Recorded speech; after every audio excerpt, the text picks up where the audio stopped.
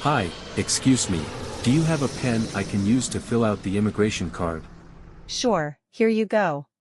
Thanks. There are some options on the immigration card that I don't quite get. Could you help me fill it out? No problem. I'll help you. Which option would you like help with? I'm not sure what to put in the address section. You should put in the address where you'll be staying in the country. If it's a hotel, just write down the hotel name and address. Okay. And what about the declaration part?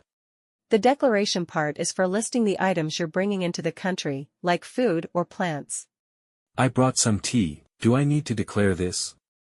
Yes, you need to check the corresponding food option in the declaration part. Got it. After filling out the immigration card, where should I submit it? After you arrive, just hand the immigration card and your passport to the customs officer. Thank you very much. You're welcome. Have a nice flight.